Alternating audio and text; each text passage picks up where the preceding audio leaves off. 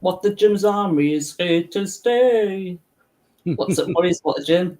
I'm joined by a guest that's not appeared on my channel before, and that's Brian from Massey's Main Entertainment. Hi, Great, everybody. great to have you on my channel, Brian. Thank you. Thank you for having me. And we're going to be talking about Elvis Costello celebrating his 70th birthday. Yeah, the big Mhm. 7-0. I saw you Yep, post that. the big 7-0. Yeah, Yeah. big fan. Big fan of him since I was in high school. I think the very first song I heard from him was from Punch the Clock called Every Day I Write the Book. And then I just became a fan. I just like his sound. He's got a really great power pop, new wave type of sound, especially back then in the 80s where new wave was like the music to listen to. Um, really enjoyed it, so I had to run his catalog.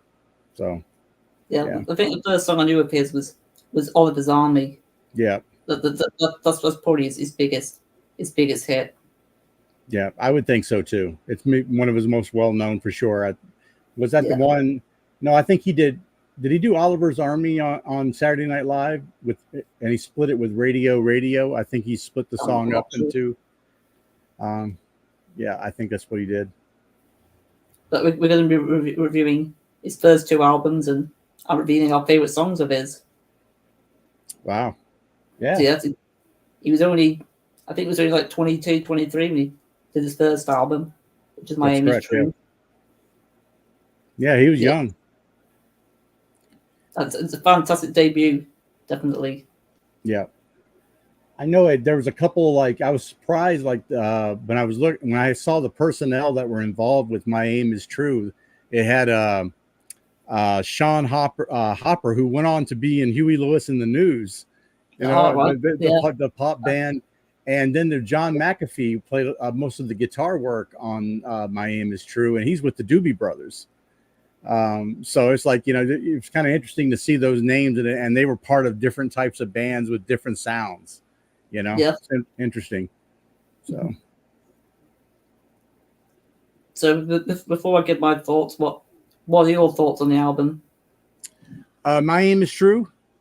Yeah. I would say that it's one I'd have it in the top 10 of one of the best debut albums of all time. I think it is like other than maybe the album by Nick Lowe, I would think that it is the quintessential power pop proto punk type of album. If you had to give an example of those genres, that's the album you would give to people first. I think it represents all of those things, and he has a really nice mixture of time signatures and variations on chord progressions and stuff in his song. Sometimes he'll switch chords midstream in the song, and just for some reason Elvis has always been able to make it work, and make it sound fresh and exciting, and things that weren't supposed to work well seem to do when he puts it together. It's a landmark album. I think everybody should listen to it for sure. Yeah. I think it was Rich he gave me it on vinyl. I never heard the album until I got it. Yeah, I agree. It's a fantastic debut, and yeah, it still holds up today. Yeah, absolutely. I know the initially is it Watching the Detectives wasn't on the UK release initially, and then when they released it in the United States, they added that song at the end of the Yeah. second side, and then all the releases afterwards included that Watching the Detectives. I mean, it wasn't even part of the original release, and it's like one of his most famous songs now.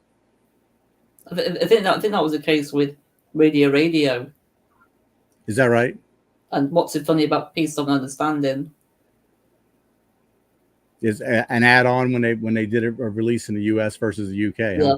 it must be an add-on. Yeah. It's interesting when they do that. Sometimes they even resequence the songs. I don't think that's the case in his first two albums, but sometimes they do. But it's a bit of a shame that Watching the Detectives is not on the UK version, because that would have been one of my favorite songs from it. Yeah, that's just really odd, considering it's one of his best and most well-known songs to not be included. That just didn't make any sense. You know, I don't know whether that was his decision or the record company's decision. It's hard to tell, right? Because I think he was with what is it, with Columbia or Sony? I think is the record company. So they do their own. They march to their own drummers, I guess, over there. So I might as well give my brief thoughts on all the tracks. no, sure, And then let's do that. we can talk about our favorite songs from the album then. Right, sounds good. I'm gonna pull it up so I can at least got it in front of me here. You start off with "Welcome to the Working Week," which I think is a really great way of starting the album.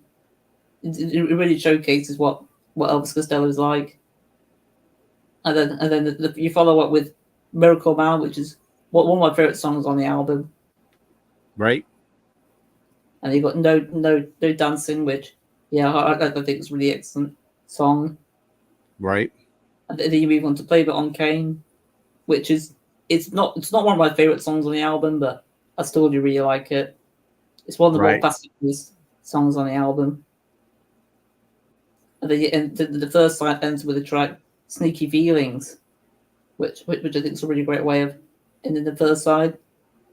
And side two, you begin with the Angels Wanna Wear My Red Shoes, which is another one of my favorite songs on the album. Good. I think it's quite underrated one. Not many people talk about that one. I think you're right. That's my favorite song on the album, and I don't think it got released as a single. It may have, but I wasn't aware that it did. So you got the track "Less Than Zero," which again it's not one of my favorites, but I still do really like it. Mm-hmm. And then you got "Mystery Dance," which in my opinion is probably my least favorite track on the album. I still think it's pretty good. And then you got the track "Pay It Back," which is another one of the standouts for me. That's another underrated song on the album. And then, I forgot to mention with side one, there's the song "Allison," which appears after "Play It on Kane," and that's my favorite song on the album. Yeah, that's a great one. Maybe like and it's interesting because he was talking about such heavy subjects in the first couple of songs, and then all of a sudden he becomes very grounded about this infatuation with a girl who's with the wrong type of guy in her life. And I think that's a really good switch up, on the album to go from heavy material to something that's more grounded. Mm-hmm. But side two, you got the song "I'm Not Angry," which I really love. I like the guitar work in that. Yeah. And then the album ends. Well, the UK version ends with "Waiting for the End of the World," which I think is a really great way of ending the album. Right. And then, of course, Detectives ends it in the US version, making the album a little bit longer. Great. I mean, just great tracks all the way through. Glancing at it, like I always keep track of the songs I added to my playlist. I added 7 songs from this album to my 1970s playlist. So I mean that shows you how strong the album is. So I'm assuming you're going to give it a 10 out of 10. I don't know about a 10 out of 10. I'm pretty up there, but I think it's a 9.25 really easily. Yeah, I'm going to give it a 9.25. Yeah, I think it's phenomenal. And it's landmark, and it was everything. It was the perfect album to usher me into the new wave era of the early 80s, when that music started becoming really big. And look at the influence this guy's had on music, with this, all those artists that came out in the early 80s, drew a lot of influence from him and Nick Lowe. I mean, those are the two that I think a lot of those types of artists drew influence from. So now the tough part. Our top 5 songs from the album. All right. So I'll go through mine. So you got some time to think about yours then. Okay. So my number 5 is "I'm Not Angry." My number 4 is the song "Miracle Man." My number 3 is "Pay It Back." My number 2 is "The Angels Wanna Wear Red Shoes," and Allison's my number 1. Nice. I would say that I've got "Less Than Zero" number 5. I'm gonna probably have Allison number 4. I would say honestly, I'm Not Angry would be 3. Watching the Detectives, of course, because I'm in the U.S. would be 2, and then number 1 I would have Red Shoes. So that would be my top 5. Just I think excellent. I think if I watched the Detectives in there, it'd probably be my number 3. Right, exactly. Yeah, I mean, if it Yeah, would have been included in the UK version, it should have been. got It's my mum in the amazing. chat. Yeah, I told my mum how I got the name Elvis Costello.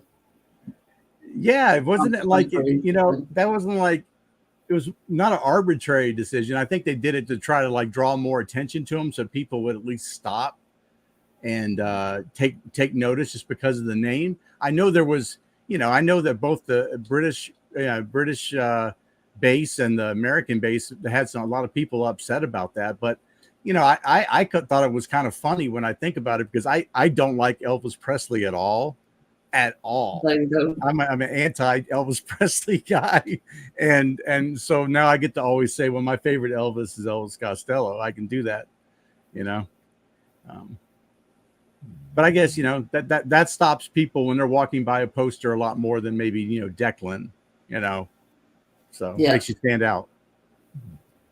But when I move on to his second studio album, that's This Year's Model from 1978.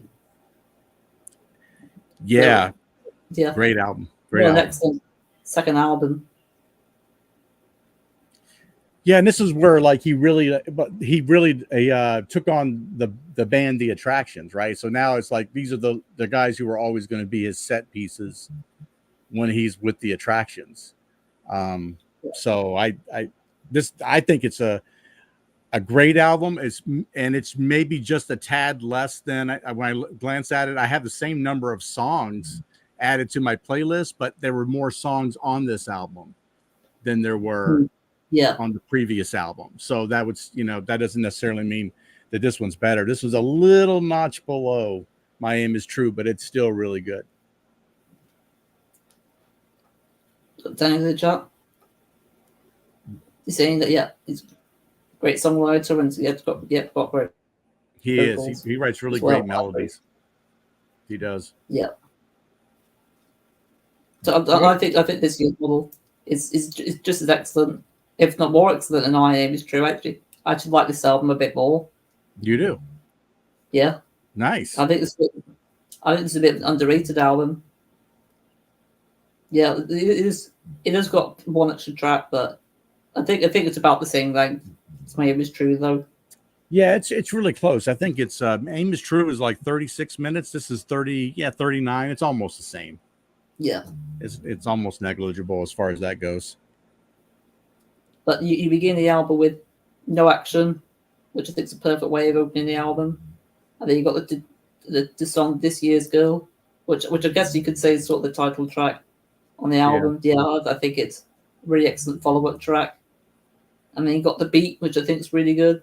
Yeah. And then of course you've got his classic Pump It Up, which I hear that on the radio quite often. That song. It's got a very catchy, like key. I think it's sort of like a keyboard riff in the song. Yeah, heavy synth, isn't it? Yeah. Yeah. And then you got my favorite song on the album, which is Little Triggers. Nice. I think it's the most underrated song. It's one of his best ballads, in my opinion. And then you end the first side with You Belong to Me, which is my least favorite song on the first side, but I still really like it. Yeah. And side two begin with Hand in Hand, which I think is a really excellent track. And then you got I Don't Want to Go to Chelsea, which is my least favorite track on the album, but I still really like it. Then you got the track Lip Service, which is one of the more catchier songs on the album. I really love that one. Then you got Living in Paradise, which is the other song that gets stuck in my head quite a lot. I love that one as well. And you got Lipstick Though, which I really like. And the album ends with Night Rally. So overall, I think it's a really excellent album. And I give it a 9.75 out of 10. Really? I think it's that wow. good. Like I said, I think it's just barely a notch below. But see, that's just, I don't know, that's just a weird opinion. I really like the album, but I think I still would just give it like a 9. But we say it, but I'm like, a 9 is really good considering I've listened to like 4,000 albums, and my journey here, that this is, this would put it in my top, top 100 albums of all time. I mean, if at a 9, because I just don't give out. I think I only have 5 albums I even gave a 10 to ever in the history of me listening to music. So it's tough to get a 10 from me. But a lot of great tracks on here. I was a little surprised that you weren't a big fan of Chelsea. Just not a fan of the song. That's that's my favorite song on the album. It's my favorite song on the album. Yeah. So we'll go through the top 5 tracks on the album. I'll let you go first this time. Oh, okay, good. For me, then, glancing at it, I think I'm gonna. Oh, sorry. I had to pause this. I don't want to get in trouble, right? I probably would put The Beat at number 5, definitely. I put Little Triggers at number 4. I would put Radio at 3. Then Pump It Up at 2, and then Chelsea would be my number 1. So my number 5 is No Action. Number 4 is Lip Service. Number 3 is This Year's Girl. Number 2 is Pump It Up, and number 1, Little Triggers. And if Radio was on the album, that'd probably be my number 4. Right. Again, it's just weird that they wouldn't include like these great songs in the UK version. That doesn't make any sense. Now I know Pump It Up was big in the clubs. That kind of broke him, I think, in into the American mainstream a lot, because that was played in a lot of the clubs for college kids and things like that. And it was a huge song over here. So yeah, it's a big part of that. Well, before we get through our top 5 Elvis Costello songs, and before we go through some honorable mentions, we might as well give our brief thoughts on Armed Forces. Where would that fit in the ranking of his first 3 albums? It would be 3rd. I mean, I do like the album a lot, but it doesn't compare to the first 2. I would think that I would give it like an 8.25 if I had to give it a rating. I actually prefer Imperial Bedroom over Armed Forces, but that's just a personal opinion. Well, I actually prefer Armed Forces to My Aim Is True. Really? Yeah, I do. Wow. I think the first side on the album's perfect. I think it's one of the best first sides of any album, to be honest. Right. But you got Oliver Zombie, and accidents will happen. But that's another album where one of the best songs is not on it. And that's what's so funny about Peace, Love, and Understanding. Yeah, really. Probably because it wasn't an original song of his. Right. Yeah, it was a cover. So, yeah, I mean, I think that another album too, that if you get a chance, you got to listen to Spike, because I think you'll love it. You'll love it because Paul McCartney plays the bass on the whole album, and he even helps with a lot of the melodies. Did Elvis Costello appear on the pools? I think it was Flowers in the Dirt. Is that right? Yeah. Yeah, I think he sang a couple of tracks with Paul on that one. Yeah, I know Paul, of course, helped him write Veronica, the melody for Veronica, which is one of his biggest songs here in the States. It was, for sure. But yeah, I'm interested to hear what your overall top 5 is for. Do you have your honorable mentions first?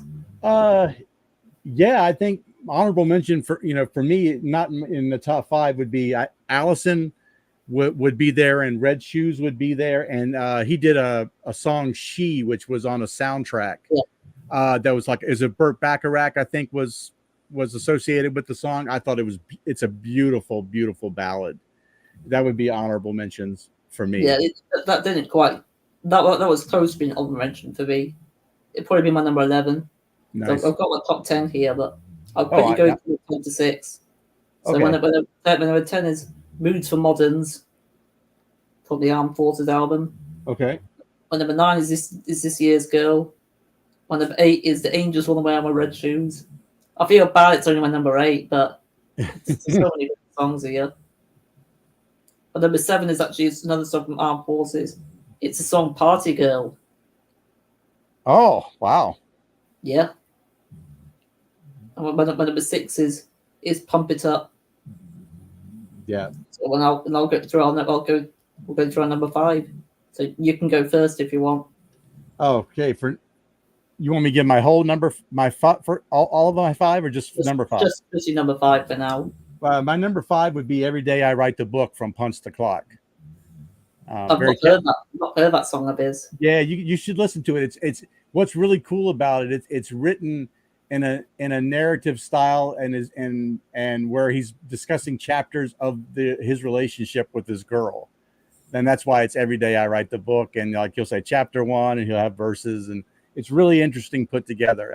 I think it's great, really catchy. I think it charted like in the top 30 on the Billboard chart here in the States, so it had some semi popular success here. So that's my number 5.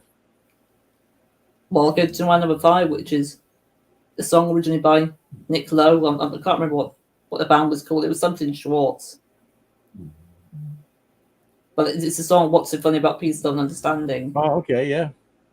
Yeah, I think it's a fantastic song. I love everything about it. Yeah. If he really makes it his own song, I couldn't believe it wasn't one of his songs would have found that out. Yeah, I would think that the original artist would say that it's Elvis's song now, though, because everybody seems to know his version of it more than the originator. So I'm trying to find out who originally sang it. I think it was it Nick? I think it was Brinsley Schwartz. Oh, okay. That's Nick Yeah. Lowe's band, I think. Right. Okay. That makes sense then. Because it's the same type of texture that a Nick Lowe song would have. So, but I still associate it with Elvis. I think it's Elvis's song now. I'm really annoyed that's not on the UK version of Armed Forces. I could never get that on vinyl unless I got the US version. Yeah. All right. Number 4 for me, I have "Veronica" here from Spike. I went ahead and put that here in the top 5. Very catchy tune. Talking about he's just having a conversation with an old lady, and he's commenting about the history of her life and the relationships that she's had to get her to where she's at actually in her life, and just very interesting song, and I like the way he put it together. And like I said, Paul plays the bass on it. Very, very nice. So I think I'm going to check out the Spike album. Yeah, you should. What year was it? Was it in the 80s? 80s. I think it came out in like 85 or 86. So mid-80s. Just before I graduated high school, I think, and I was leaving for the military. That album came out. But I know Larry the Canadian Stumblefish loves that album. Yes. Yep, he does. I'll go to my number 4, which is another song from Armed Forces. It's the first track on the album. That's "Accidents Will Happen." Yeah, I love that song. I love the bass playing in it, especially. It's very, very clear in that song, like the bass playing, and I also just did the instrumentation all around is just perfection. And I really just really like everything about the song, and especially when he repeats the "I know" line towards the end of the song. He really means that when he's singing that part of the song. Yeah, I think it's his best album opener that he's done, in my opinion. Good, awesome. Number 3 for me is where I have "What's So Funny About Peace, Love, and Understanding." Wow. Like I said, I associate it with him exclusively. I actually only heard the song the first time because it actually was on his greatest hits album with the Attractions that they put out, and I had it on CD, and that was the first time I ever heard the song, and I think it's great. That song's been covered many times, but nobody does it better than Elvis. So, my number 3 is my favorite song from my favorite Elvis Costello album. That's "Little Triggers." Yeah, a beautiful song. I love the lyrics and his vocals on it. It's not one of his biggest hits, and but I feel like it should have been a bigger song for him. Excellent So choice. I'll get through our top two. I've got a number two. I've got Beyond Belief from Imperial Bedroom. Very short song. It's probably only 2.5 minutes long, but it's got this really surreal sound to it and surreal lyrics to it that was so unlike everything that he had done to that point that I had to include it. I believe when I did my top 10 for reactions of the classics, it was also in my top 10 at the time there, but now it's in my top 5. So That's another one I've not heard before. So I've got to check it out at some point. yeah, check it out. Good song. But my number two is my favorite song from Armed Forces. That was Costello's biggest song, and that's Oliver's Army. Yeah. Yeah. I love the really pleasant sounding instrumentation with the really dark lyrics. Yep. It's even got the N word, which I'm surprised it got away with.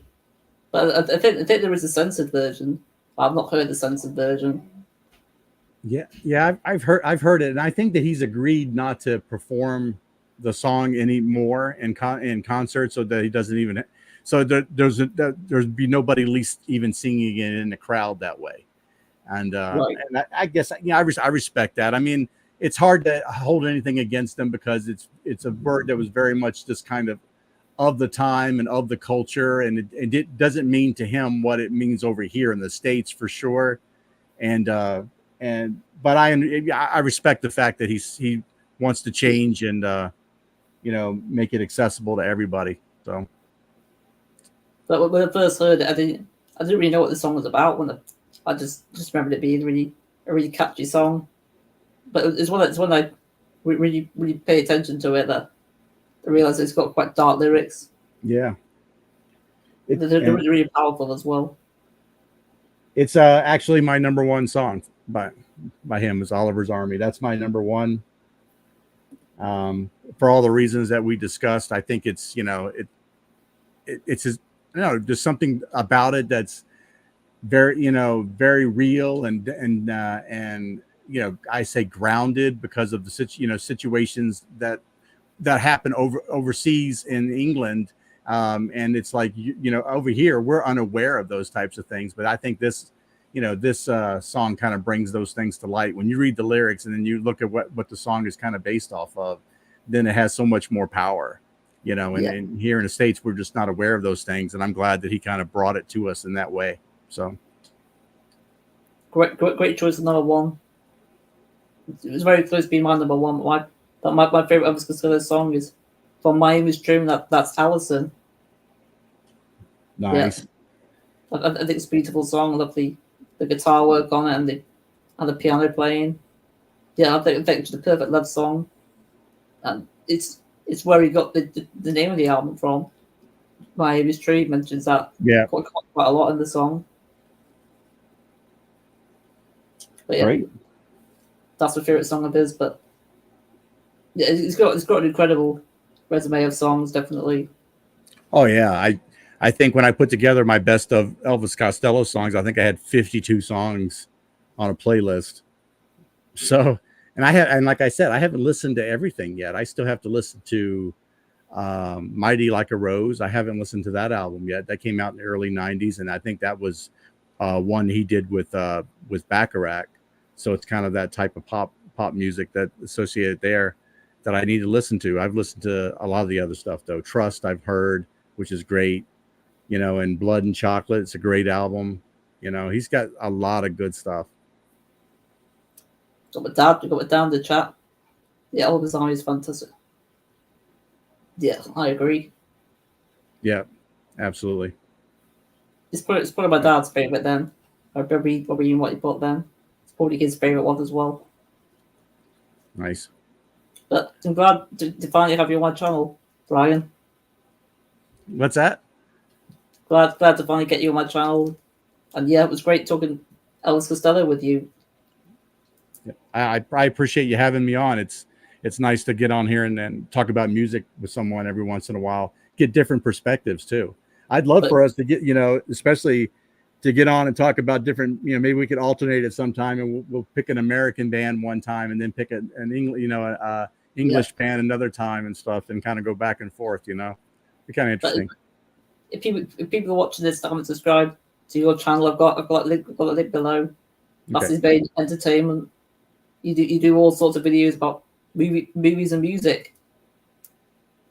Yeah. You're currently going through your favorite films of all time. That's right. Top 100 films of all time. The four of us guys, Rich, Randy, Doc, and I, are all going through it. Yeah, I really like the setup you have in it as well. You have like the cinema screen behind you. Yeah, it's interesting. Yeah. Whose idea was that? I just was kind of browsing through my Zoom features, and I found it there, and I said we should do it this way, because it had 4 seats right in the front row.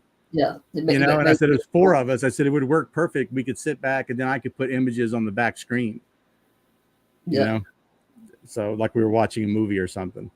So it'd be cool if it had something like that, StreamYard, but I don't think you can get anything like that which is the standard version. Right.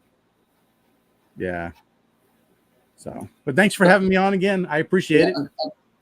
And for people that are watching, please let us know your thoughts on these Elvis Costello albums and your favorite songs of his down below in the comments. We'd love to read them. And thanks again, Brian.